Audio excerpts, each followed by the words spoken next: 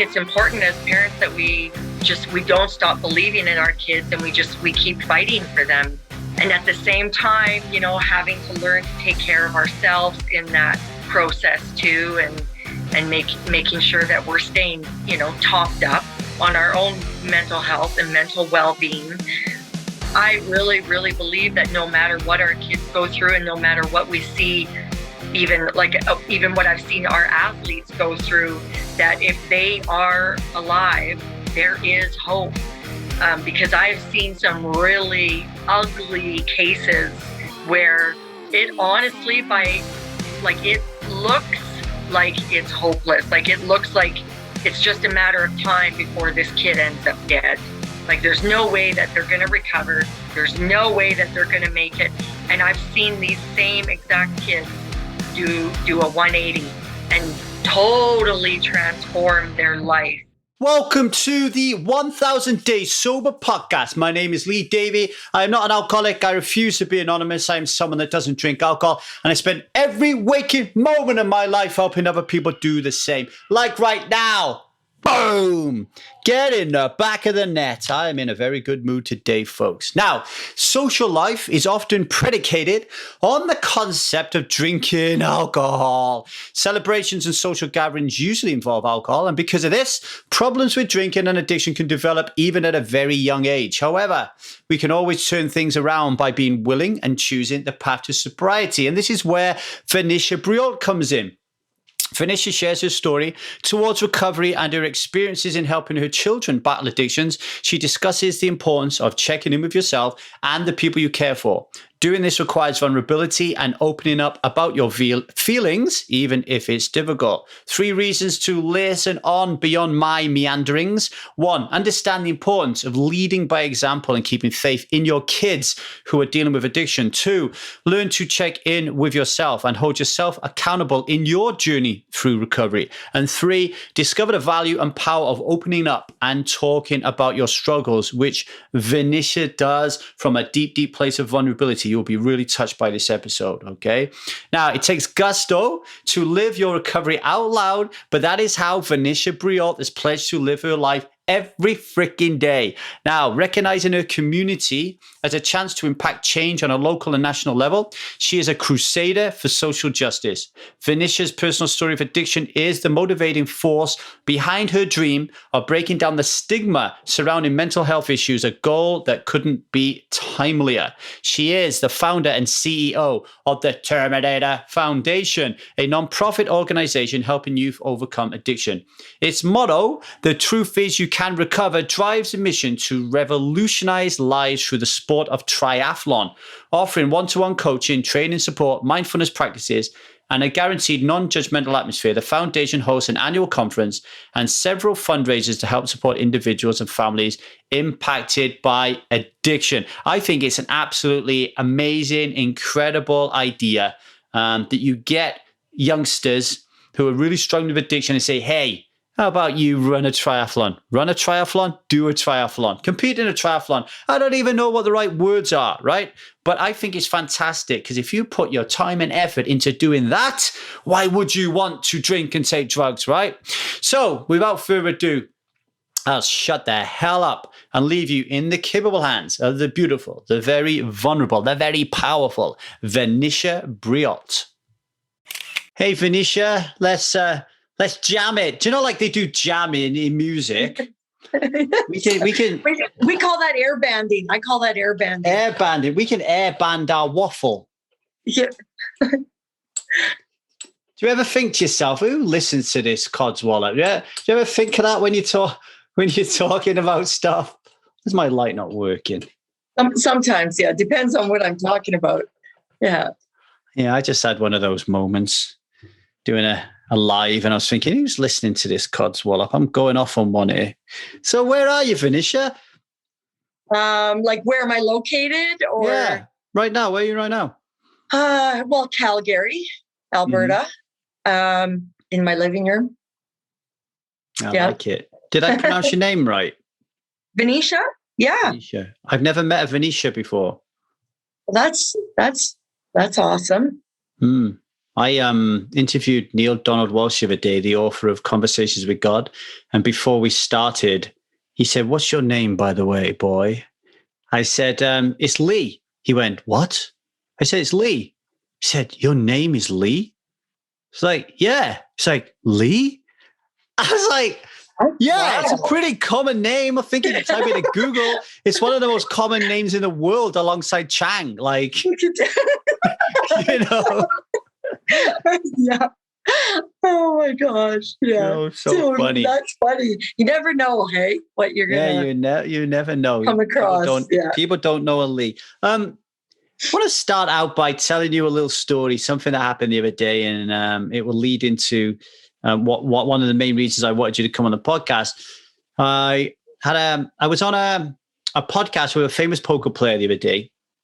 His name is Ben CB, and he has something ridiculous like access to like 250,000 people, right? Like he's like a big name in poker. And after the podcast, a few people contacted me to ask me to help them work with gambling addiction.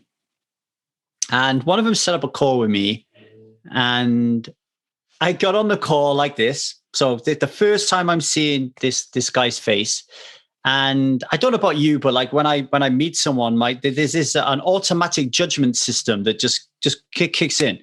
It's like, oh, does this person conform to the ideals of what's in my subconscious, right? And as I did this to Harry, like I'm thin slicing him, as Malcolm Gladwell would say, first thing I thought was, gee whiz, this kid is so young. Like he's so young, right? Like, so then I asked him how old he was, and he said, I'm 21. And I said to myself in my mind, oh, this is a waste of time. This is going to be a waste of time. I'm not going to be able to help him. He's not going to want to do any work. And then after talking to him for a while, I said to him at the end, when it came to whether or not we was going to work together, I said, I don't think this is going to work because, it costs a decent chunk of change to work with me. And my experience of working with people in their early 20s, they don't want to help. They're in this experimental risk-taking phase where everything you're doing right now that you don't want to do is almost decreed by society that you have to do it. So for me to say to you at 21, okay, we need to go through this process where you're never going to drink alcohol again, you're likely to run to the hills. And he said, that's not going to happen. So he signed up and then he left before we'd even started. So there's a paradox, and you have a lot more experience than me. Here's a paradox, right? I think to myself, wow, if I only knew what I knew now when I was younger about how the addictive system of life works, things could have been different. So that could be an entry point to help people. But how difficult is that? Because when I try, nobody wants to listen to me. So you're in that entry point with the Terminator Foundation. So how do you make it work? What do you find going on there? Well, for starters, they do have to want it, but I think some of our maybe advantage, I don't know if I would totally call it an advantage, but it's a bit of an edge. There's an edge to Terminator that, we're not just sitting around,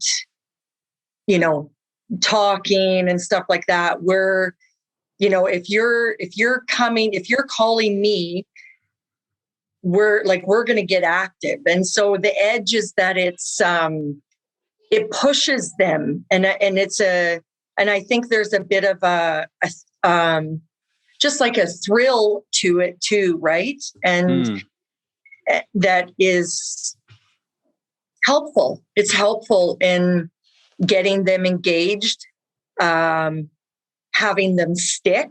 We still lose kids too, right? Like we still have some that just like anything, just like any treatment program, any kind of therapy, any kind of resource like that, counseling, whatever it is. I mean, sometimes you need to go around a few times, you know what I mean? And so we have that too. We have, kids that will come in and they train for a couple of weeks and we never see them again, so it's just par for the course, right? I think that's addiction too. Like that's just the beast addiction. Yeah. Yeah. I mean, you're right in the sense that people are just gonna, they're not going to be ready. I think in the message that I put out there, I'm totally missing that group of people, and that is because my story is all, is all about divorce and loss at a much later age, going through, the midlife kind of like awakening. So of course that's going to miss that group. But I do often think to myself, if I just did target them, how challenging it would be, because I have a 20-year-old son, for example, Vanisha, and, he has a mum who drinks a lot and he has a dad who helps people never drink. So he's really woke when it comes to, what alcohol does to him, how devastating it can be. But there's no way on this planet that kid's not going to drink. Every time we have a conversation around it, he's like, man, no, like my entire social life is predicated on me going out and drinking this stuff. It's bad enough now as it is with lockdown. If you took that away from me, like I literally would, my mental health would just evaporate into nothingness. Yeah. It's a problem. Yeah. Yeah. I think so too. I think, I don't know. Cause I mean, usually the kids that we're getting, they've had enough. They've already had enough. And so I think it kind of just depends. I mean, some of them could keep going and end up like you and I, losing stuff, losing marriages, losing jobs, smashing cars, like, those stories. And some of them probably will. But I really believe that, especially with where we're at in the whole arena of addiction and mental health now, I believe strongly that the sooner we can get that message to these kids, the better off they are. Like, just like you were saying in the beginning, if I knew now when I was younger, how much different my life would have been. And I feel the same way. Like if I would have had someone like me fighting for me when I was, a teenager and a young adult, and just that different messaging, like, oh my gosh, like I can't even imagine where, and I still ended up in the program, like, AA at a young age, but I was also almost kicked out of AA because I was so young. And it was just right. like, it was almost kind of like, what the hell? You can't be here, But anyways, so I really do think that we, because it's also the drugs and stuff, especially the drugs, but they're killing our kids now. A lot of these kids don't get that whole like experimental, not here for a long time, just here for a good time, kind of thing, like all of that stuff. And I just don't, with the way the world is now, we can't afford that, just that messaging and the influence that's out there, even with social media and the stuff that they have access to. The kids, I feel, seem to be going down harder, faster than ever before. And so, yeah. And it's difficult because we never experienced what they're experiencing now, right? So, when I listen to my son talked about loneliness, so what's going to wind me up about my boy, right? Let me think. All right. If my son takes an image of himself with his top off, showing his muscles on Instagram, it riles me up. And I used to go to him and say, what the fuck are you doing? Mm-hmm. Like, what are you doing? What's the purpose? Are you seeking external validation? Are you trying to make a living out of it? Because it seems to me like you're just saying, look at my body, tell me I'm nice because I don't appreciate myself, right? I don't do that anymore, obviously, because I've realized that that's not going the right way.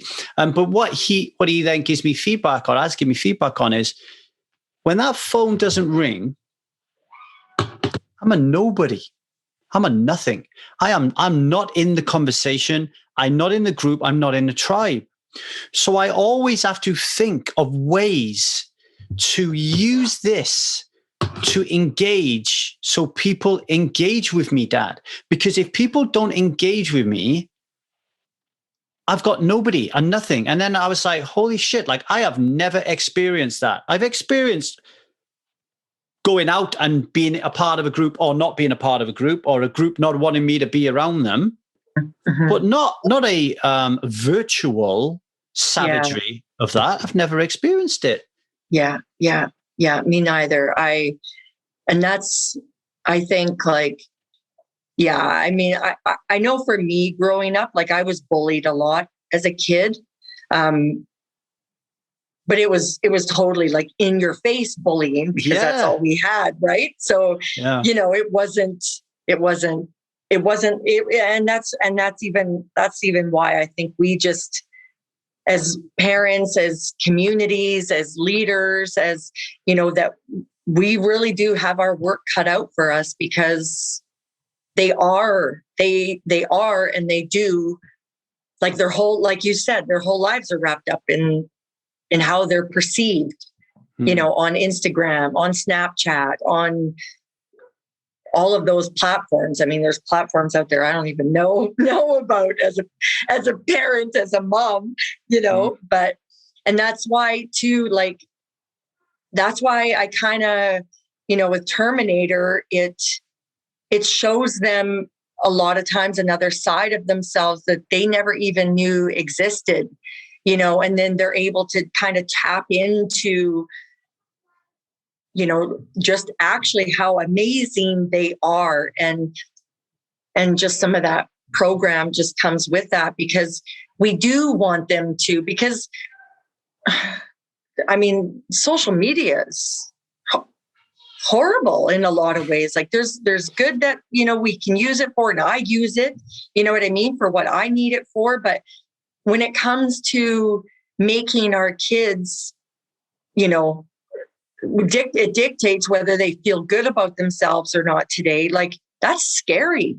That's scary, Yeah. For every when you take a photograph of yourself with your bicep out, for every, 5 people who say, wow, you look amazing, there's going to be one that says, look at you small armed guy, or your ugly looking guy, or whatever. Or if you don't, the other aspect of it is, if you don't get that, then it's the bias, it's the inherent bias that exists in the system as well. So I'll give you an example. When I worked in the poker industry, the poker on Twitter, so the poker community on Twitter, is toxic. Like you write something and put it out there, like a blog post or something that you're providing value for the poker industry, very quickly you'll get someone saying, who wrote this shit? Right? Like if you're trying to help someone with mental health in poker, someone will have a go at you for it, right? Like it's a real toxic place. I found in the addiction side of things, when I'm writing and I'm helping people, it's full of love, right?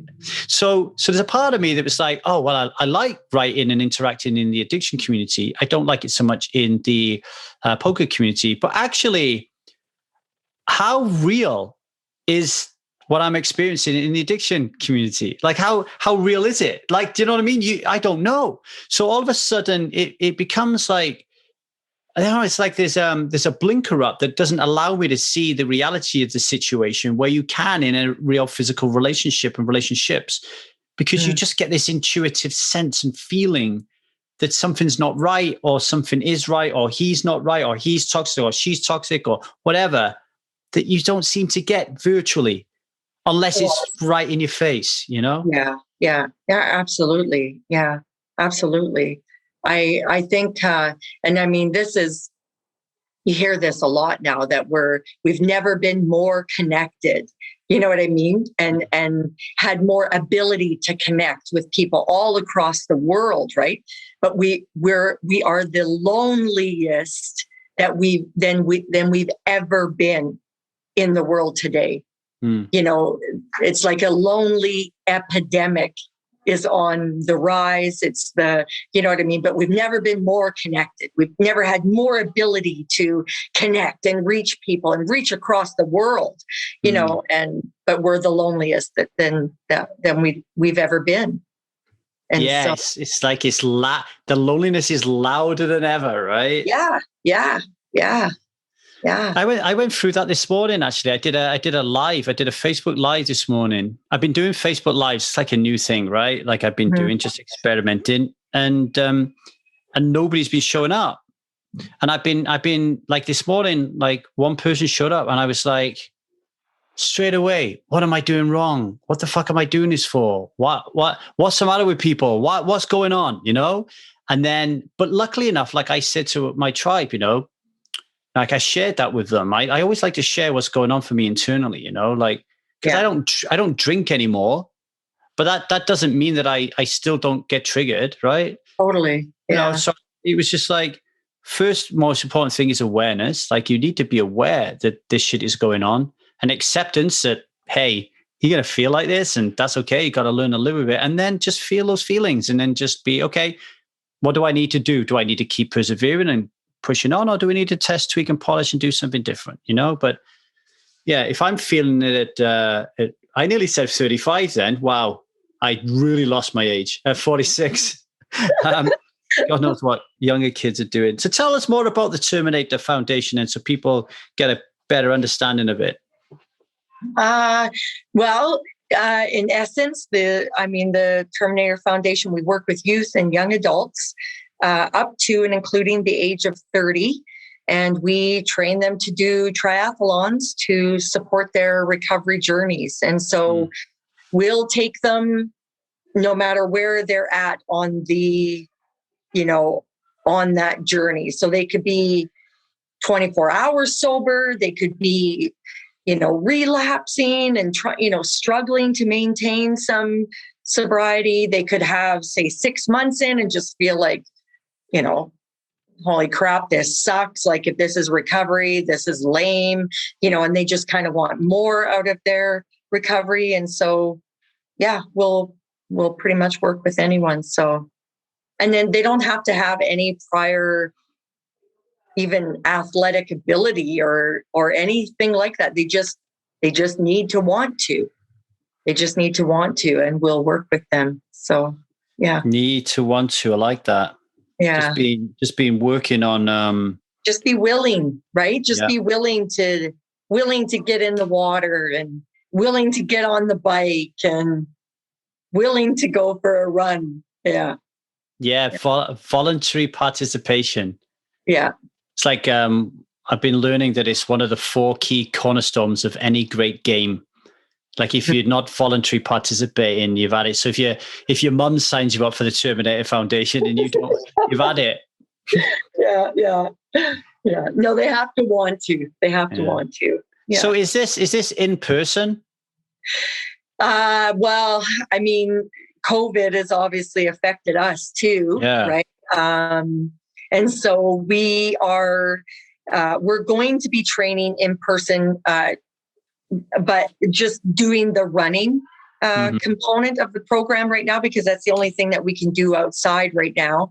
And so just, respecting the restrictions, like only in groups of 10, stuff like that. And so if we have to end up having a few groups, then that's fine. But yeah, we're totally taking, like, we're looking for athletes right now. So, yeah. If you're listening, you want to give back to the community. That's, yeah. So that's what you're looking to do, is it? So get loads of different people from around the world willing to run groups for you. So like in the UK, for example, they have like something called Park Run. I think they pick it up on the internet. There's a local park. There's going to be a run. Everybody turns up. They all get a bib and they do like a run together. And it's a movement that is gone quite big. You'll regularly see like 50 to 100 people running around your park, all because of social. See, that's a good element of social media. I know. I hear you, Lee. Yeah, totally. Yeah, totally. Yeah. So what are you seeing? What works for you with the youth? So if you're one of the things that happens quite a lot, of course, is parents who, come through 1000 days sober and they stop drinking. They're very often unsure what to do or how to behave with their teenagers or their kids in their 20s or even older who are drinking. What are some of the pieces of advice you could give, do you think, to parents, what you've picked up in your time with the Terminator Foundation? Well, I think one of the biggest things is just one. I'm in long-term recovery too, right? So it's just leading by example, like leading and living by example. I think that's the best thing we can do as parents. And I know for me, like I have 4 kids and they're pretty much all grown, all my kids. I also have 6 grandchildren. Mm-hmm. And, you never stop parenting, as you're always a parent. You know what I mean? Like when your kid's in trouble, it doesn't matter how old they are. They're still your kid, and you still want to try to find a way to support them the best way that you can. And I mean, I've had to, I've watched some of my kids go down some pretty ugly roads when it comes to addiction and drugs, alcohol. And I mean, I think it's important as parents that we don't stop believing in our kids, and we keep fighting for them, and at the same time, having to learn to take care of ourselves in that process too, and making sure that we're staying, topped up on our own mental health and mental well-being. But yeah, just never, I really, really believe that no matter what our kids go through and no matter what we see, even what I've seen our athletes go through, that if they are alive, there is hope. Because I've seen some really ugly cases where it honestly, it looks like it's hopeless. Like it looks like it's just a matter of time before this kid ends up dead. Like there's no way that they're going to recover. There's no way that they're going to make it. And I've seen these same exact kids do a 180 and totally transform their life and make it. Like they're not just like fucking recovery and fucking sober, life sucks. Like they're back in school, they're working, they now have families, like they have completely done you would never even know that was the same kid that was suicidal, living on the street. Like, you know what I mean? So I really think as parents and as community members and stuff like that, the most important thing is to, lead by example, live by example, and never stop holding out hope for these kids, never stop believing that they can make it. We just don't always know what it's going to look like. And that's, I think, sometimes that's hard for us because, especially as parents and stuff, because it's hard to see our kids hurting, and we want to be able to just get in there and fix it and just listen, do this, just listen to me. And it's hard to watch them kind of fumble and stumble and find their own way. But part of that is just even our own work in just trusting the process too, and trusting that, they are watching us and their eyes are on us to see what we're doing. And, and you touched on something earlier about just, making sure that we're checking in with ourselves as parents and checking in with our people and, giving ourselves the grace to feel our feelings. And we need to be able to feel our feelings even when it's hard with our kids, because it is going to be hard. It is going to sometimes break our hearts. And, just know that, sometimes I'm just going to feel like bawling my face off because I can't handle where my son is at right now. And it hurts. It hurts. It hurts. But and still being able to take care of myself in the process. Like I right now have my youngest son he'll be 18 in April, and he's totally struggling with an addiction right now. big time, big time. And it's scary. There's been some really scary times with him, and just feeling like, what to do. And I've been down this road before, but I haven't been down this road with this kid, what I mean? With this child of mine, he's different. He's not the same as my daughter. I'm not even the same person I was 6 years ago. Right. And so just being able to just be in the moment and have my feelings and recognize that this really freaking sucks right now. And I have nothing left today. And, I had a day like that just the other day where I just was like, I'm done. I'm done today. I'm done. I got nothing left in the tank.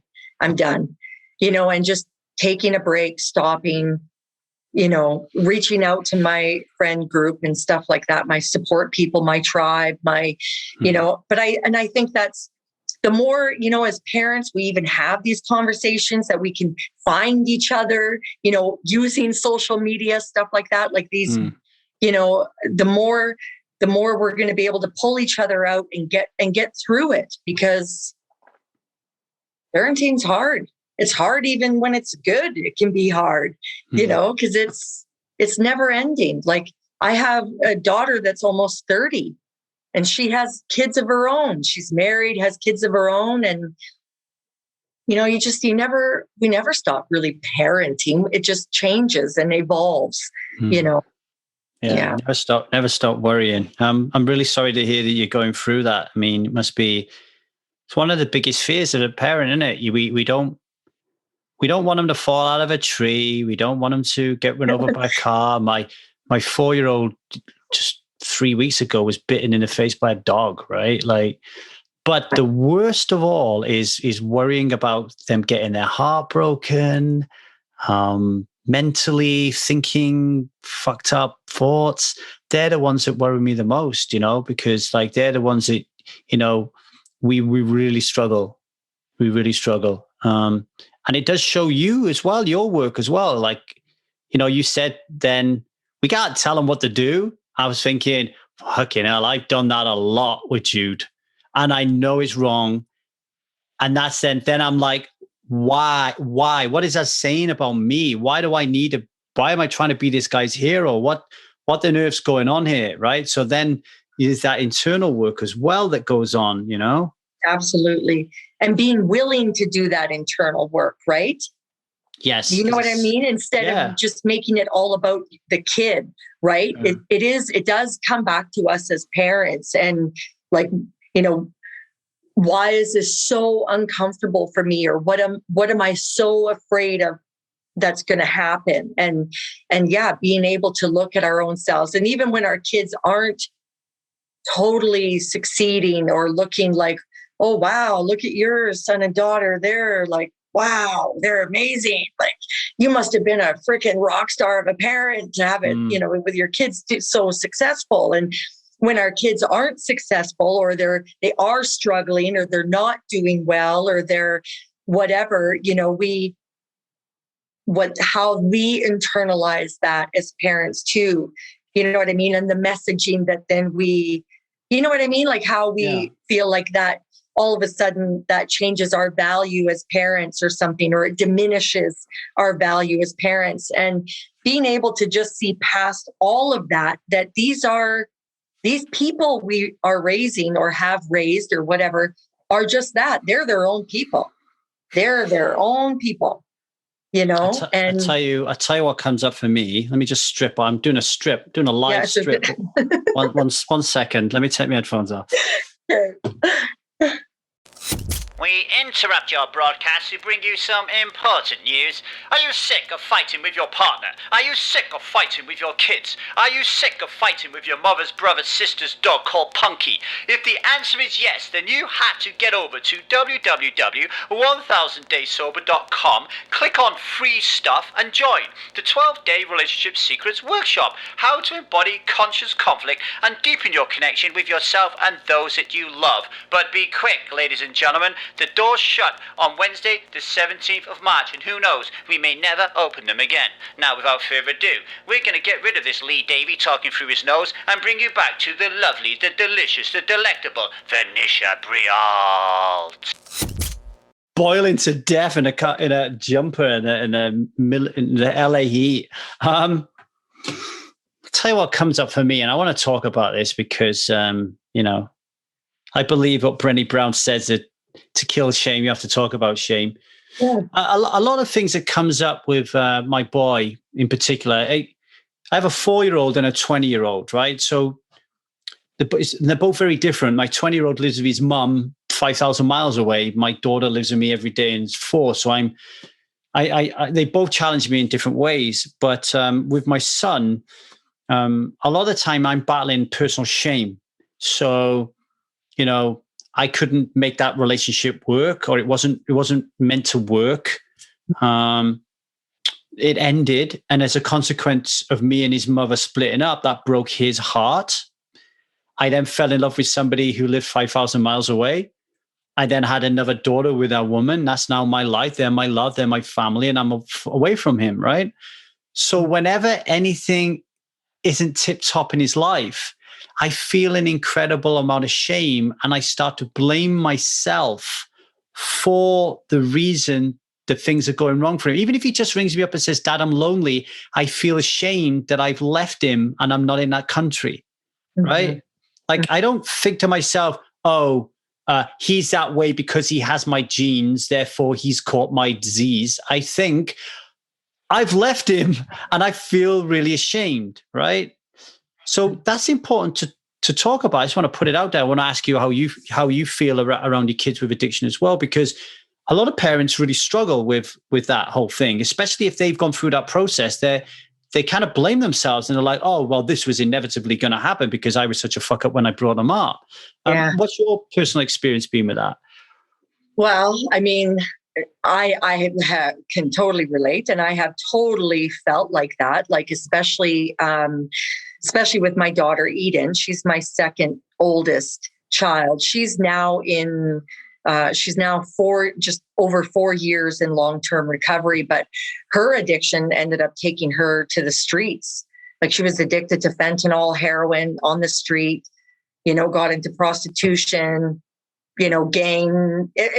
It was horribly ugly, right? The worst it could possibly be. And I totally blame myself. And I still sometimes find, even recently with my boys, because my boys are almost 18 and 20, that I still, and like I said, there's some addiction issues and stuff there. And I can just, even recently, was feeling like, man, if I hadn't have drank, if I hadn't have been emotionally unavailable, like, would this even be happening? And so I get going there in our head, right?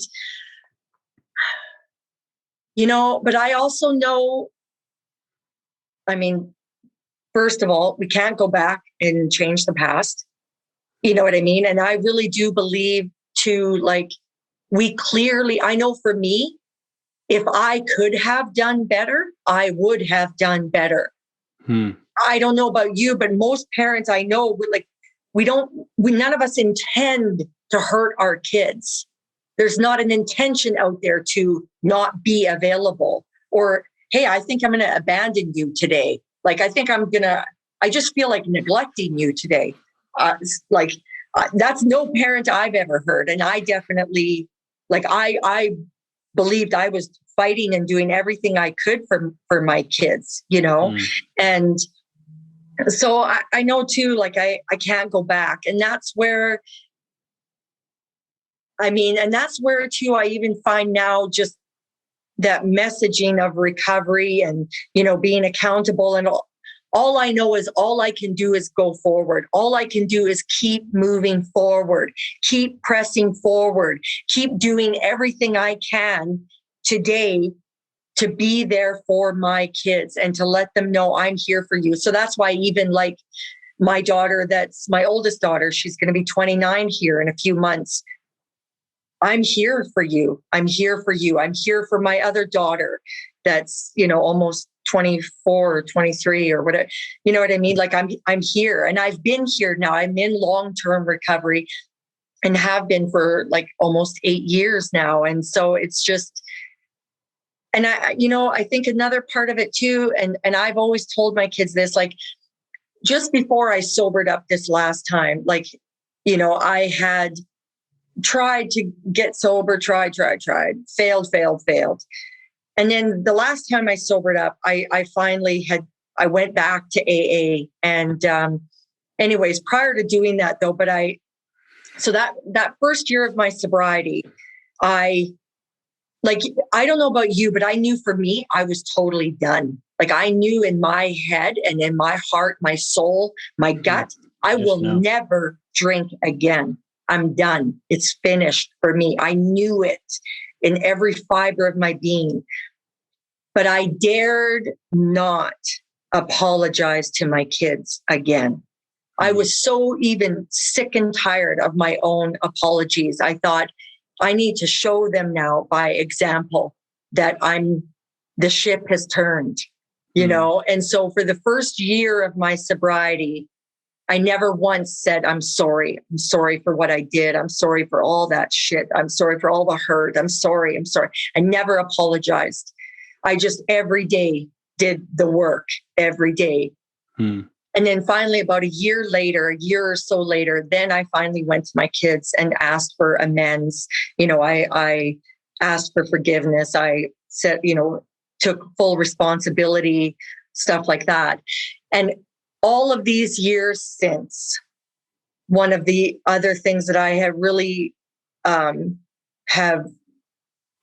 believed in is I've told my kids too, if there ever is a time in your life where something triggers you, or you have a memory, or it just kind of comes out of the blue, whatever happens, and something comes up for you where you remember a time that maybe I said something or I did something that hurt you, like in my drinking years or whatever, I want you to let me know.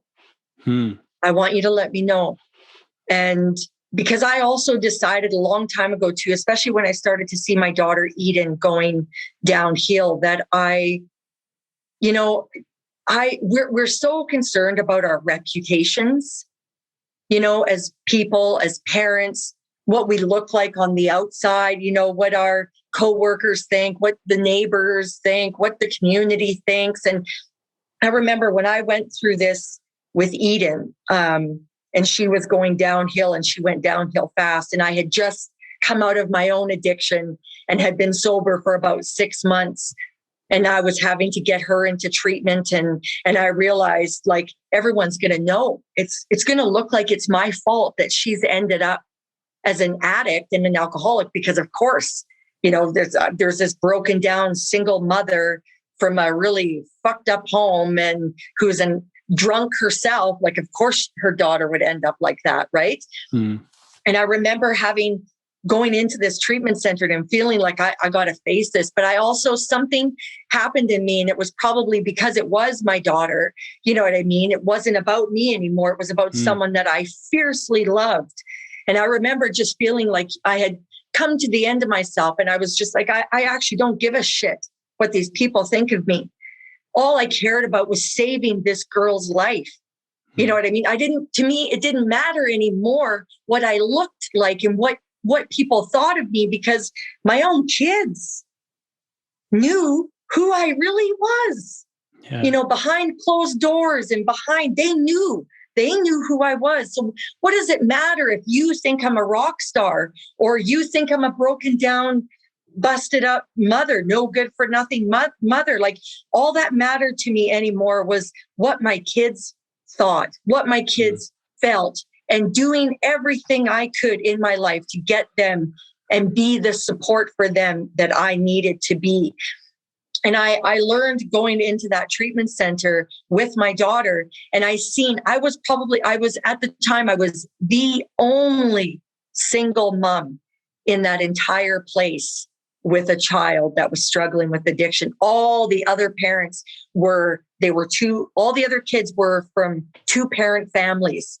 They lived in the same house, on the same, block for the last 30 years. They went on vacations. They ate dinner every night. Do you know what I'm saying? Like all of the paradigms, all of the stereotypes I had in my head about addiction and who addiction attacks all went out the window because I seen doctors with messed up kids, teachers, parents that had never gotten a divorce, their kid was in there. So that shifted my paradigm where I realized, you know what? This isn't as much about me as I thought it was. Yes, I have my baggage and I have my stuff that I've been through, and we had to get a divorce and all of that. Like all of that was still there, but I didn't make Eden. You know what I mean? It wasn't all about me. And so it took some of that onus off. And then also just the fact that I just decided to show up exactly how I just wanted help. So I just told everyone before they even had a chance to find out that, you know what, I'm an alcoholic. I've been struggling with an addiction. I've been drinking. My ex-husband molested my oldest daughter. Like I just said, here's my closet. I'm going to open it up and here's all the shit in my closet. This is all the stuff I've been dealing with. This is all the ugliness. This is the ugly truth of what we've been going through.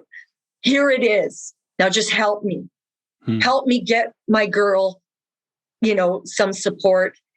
And I just felt like, here it is. Just here it is. If you have something to say it, because it can't be any worse than what I've already said to myself.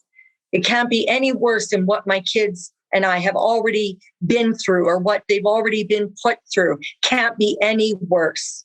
So take your best shot kind of thing. But I was just so done. I just wanted help. I just wanted help. And so, and that's sort of the way I've just kind of continued to live.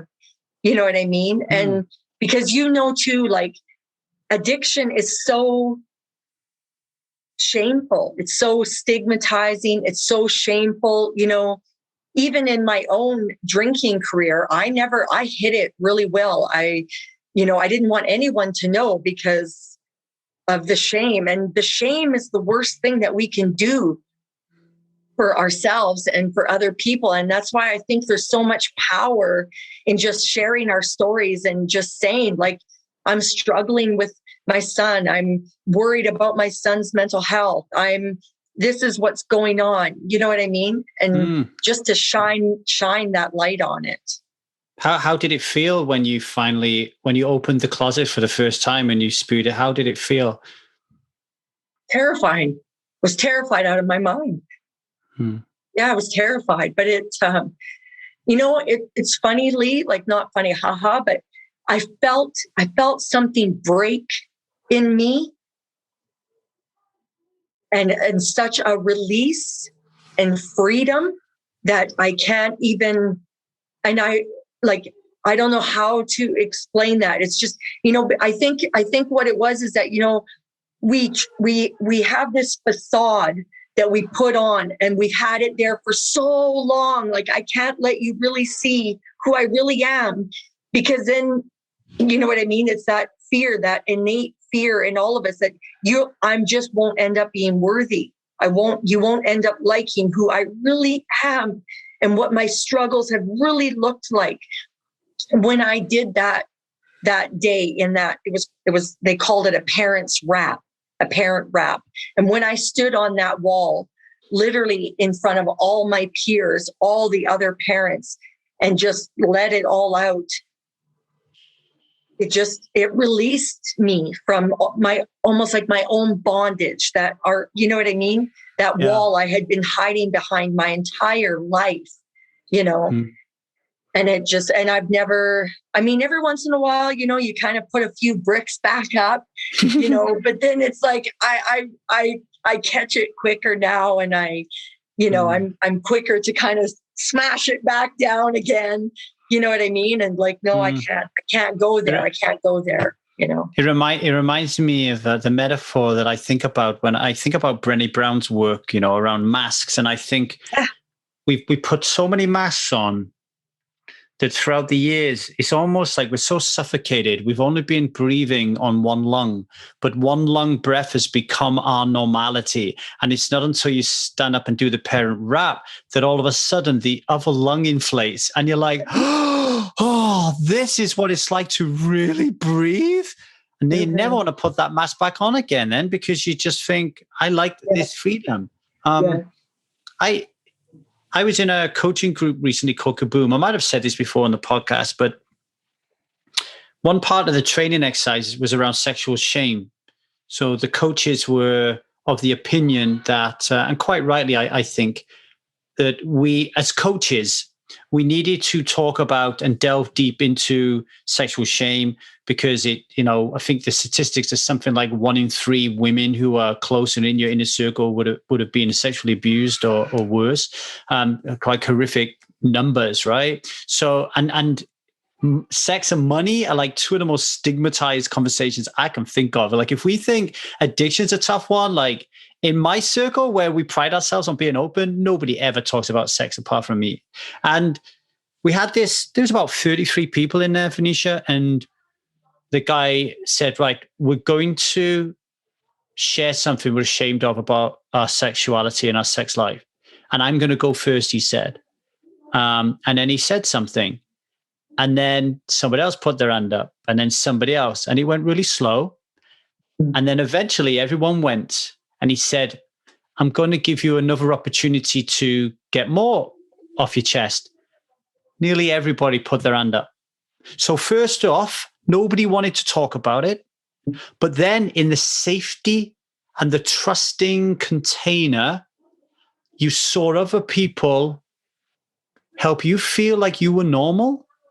And it allowed you suddenly that safe space and that security to just release all that pent up frustration. Yeah. And people were even thinking of things that they didn't even know that they were suffering from because somebody else had just mentioned it. Yeah. Yeah. Yeah. And let me just say what type of things we were talking about, because I'm not putting anybody's name. We're talking about people saying, I faked a rape because I felt so utterly lonely, and everybody held space for that person and didn't make her feel like a monster. And then somebody else then said, I've had something similar. And you were like, the more I get exposed to this type of thing and just listening to what you were talking about, the more and more it reaffirms my belief that we're all the same. I think it was Alan de Botton from A School of Life. He said, if psychotherapists were allowed to disclose what they talk about with their clients and they just did it en masse, the whole world would understand that we're all fucked up and everything would be okay. That's why these podcasts are important. But you what you did when you stood up and you did that thing is you gave a gift. This is this now. Everyone listening, Vanisha's giving you a gift. Like it's a gift of vulnerability. It's allowing you to go, wow, if Vanisha can do this, I can do this. And I just want to personally honor you and thank you for sharing your story with such emotion. Really felt it, you know? There was one thing you said when you said, we can't go back, right? Can't go back and keep blaming ourselves. Do you know how it worked for me with the divorce? And the fact that as soon as we got divorced, I left my job and I ended up traveling around the world. And my ex-wife wouldn't let me see my son outside of our arrangement. So what does that mean? Let's say I was working in Barcelona for 2 weeks and I came home, and that week that I was home before I went to Prague, say, it wasn't my week to have him. She wouldn't let me see him. And I would call him and he would be in his house playing video games and I couldn't see him. And then I would go away for another 2 weeks, right? So I was in that spot. And what happens to me is I say to myself, shit, 10 years have passed. 10 years have passed. And I now need to make amends, or I now need to do something different. And then before that, it was, oh, a year's gone by. Honestly, it was almost like, and I'll say this as well, and I've spoke to my son about it, because I live in America and my son lives 5,000 miles away in the UK. I'll forget he's there because he's not here every day. I don't hear the patter of feet. I don't hear him screaming in the bedroom because he ate box. And I get up in the morning and I get on with my life and I do my thing. Mm-hmm. And every now and then I'm like, oh yeah, I got a son. I need to give him a ring. Mm-hmm. Mm-hmm. Do I think I'm a monster because of that? No, I think I'm normal. Mm-hmm.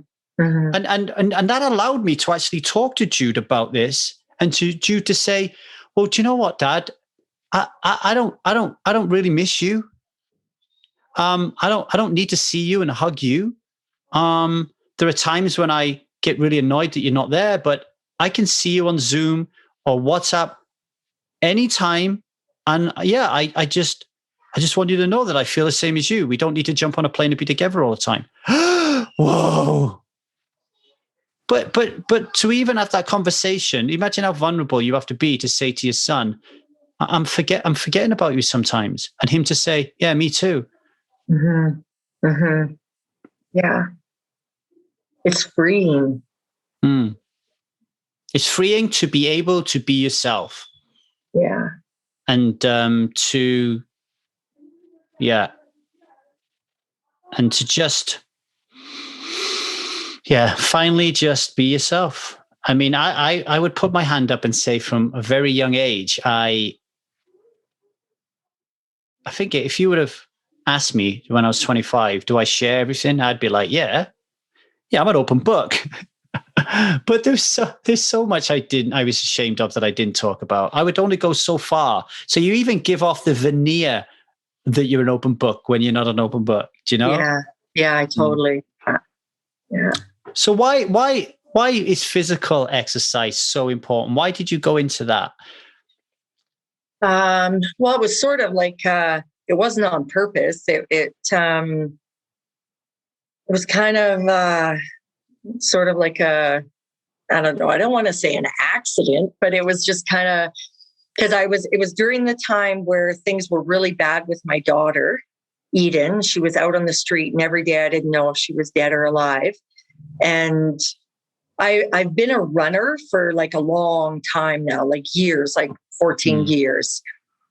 I've always been kind of athletic my entire life, but definitely like consistently running for just over 14 years now. And so I'd been a runner and that had helped me and stuff like that.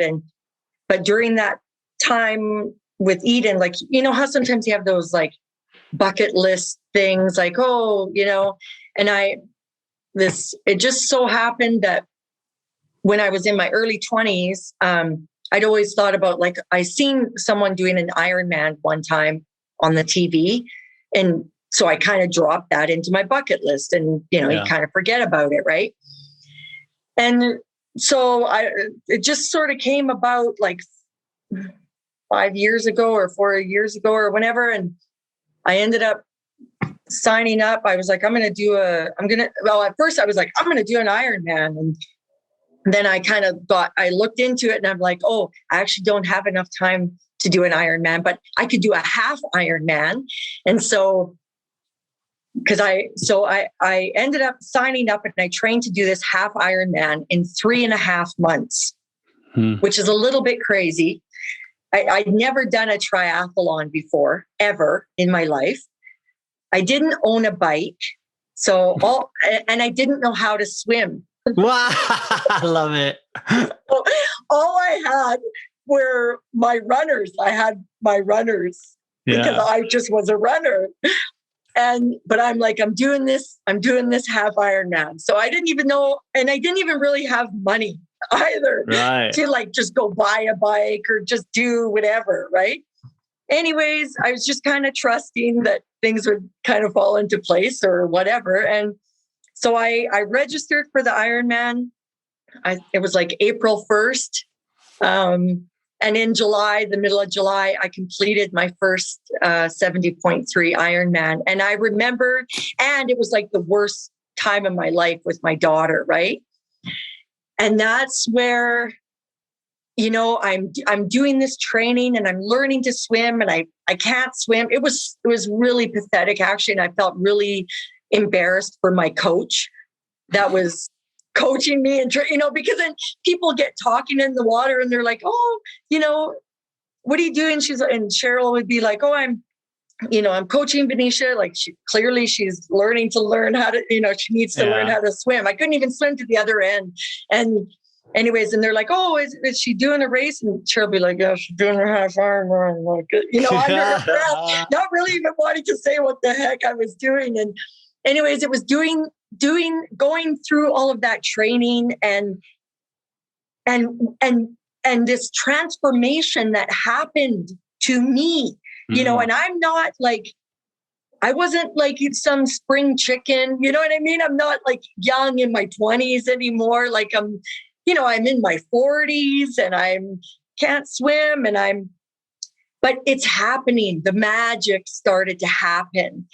And I started to be able to, put the lengths together and swim to the other side. And I learned to breathe under the water, and someone loaned me their bike and I'm getting out on the bike and it starting to put it together, and I could feel my body getting stronger and feel, just what was happening to me in my mind. And there were days, Lee, that were so hard. Like I remember one time in particular, I'd gotten some really bad news about my daughter, and my heart was broken. And I remember driving out to the pool, and I felt like I weighed 1,000 pounds, and I was bawling, and I'm in the water, and I'm like, I can't swim today, Cheryl. I can't swim. And she was just, gently coaching me, like, just keep going, Vanisha, just keep going. And, so I'm bawling and trying to swim. And I did, though. I just kept going.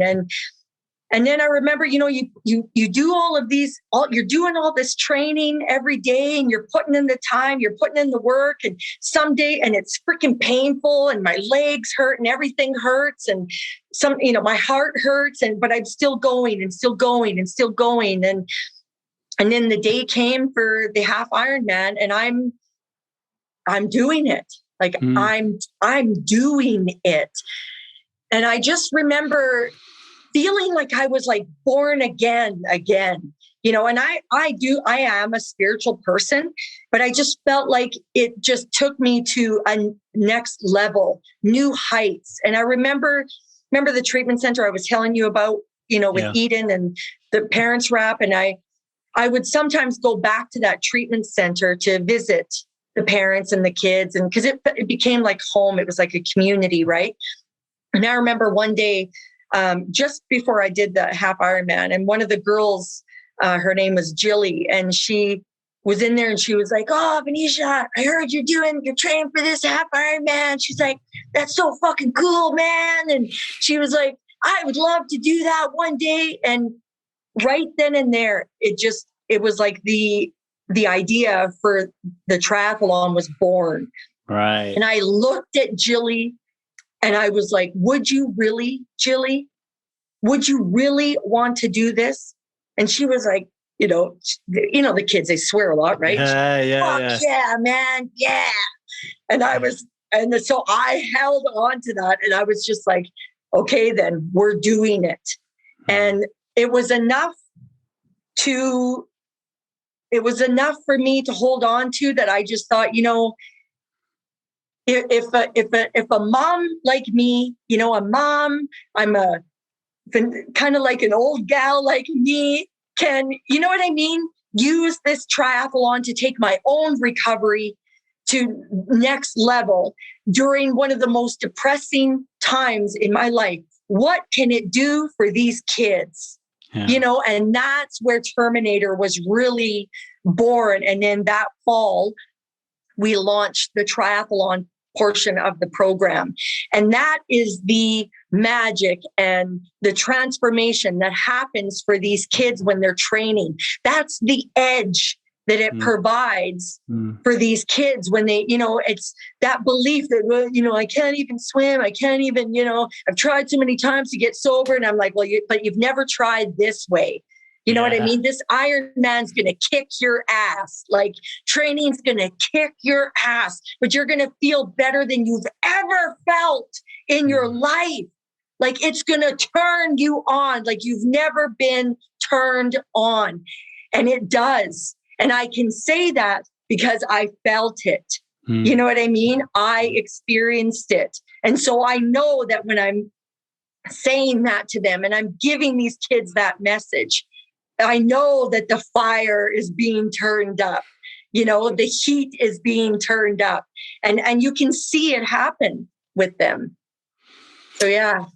Vanisha Breault, I can imagine you there by the pool next to me. I can feel the fire. Thank you for joining us. Anybody listening, you want to learn more about Vanisha Breault and the Terminator Foundation, particularly those you listening, it's a non-profit, right? Yeah. So those of you listening who want to help out financially, get hold of Vanisha as well. You can find her on www.1000dayssober.com. Go to the podcast page. You'll see a little area there for Vanisha. You get all the links and bio.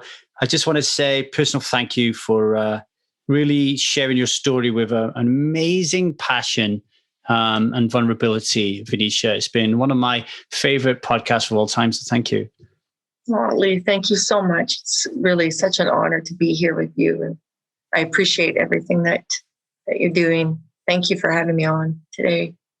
If you want to be somebody that doesn't drink alcohol or recover from any other addiction, improve your relationship with yourself and those that you love, or just want to learn to live a more conscious life, then here is what we can do to help you at 1000 Days Sober. Number one, we have a Strive subscription service, okay? So you pay a monthly fee, you come and join us, you come into our community, you get access to all our Marco Polo groups, you get access to our Kajabi group, you get access to content that you will not see in the public sphere, mainly by yours truly, but by other people in my network of friends as well.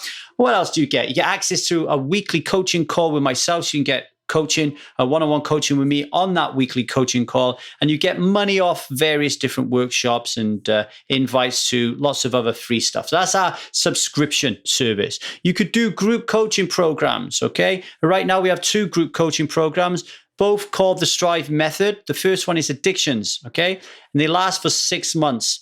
The relationship course also lasts for 6 months. We've got Strive Method for addictions, Strive Method for relationships. There are workshops, okay? Or you can work with me personally one-on-one, okay? You can work with me personally one-on-one. And if you want to get involved in any of that, then just head to www.1000dayssober.com and you will find everything that's going on there, okay? We have pages there on the website which will direct you in the right place and how to get hold of me, including a workshop space there as well. We're always running workshops, so you can sign up for those as well. Last but not least, if you do love this show and it has changed your life and you want to change the life of somebody else, tell somebody about it and rate and review it in your podcast provider. I would really appreciate that. If you want to just reach out to me, ask me a question, just email me, 1kdaysober.com, at gmail.com. Much love, everybody. Bye.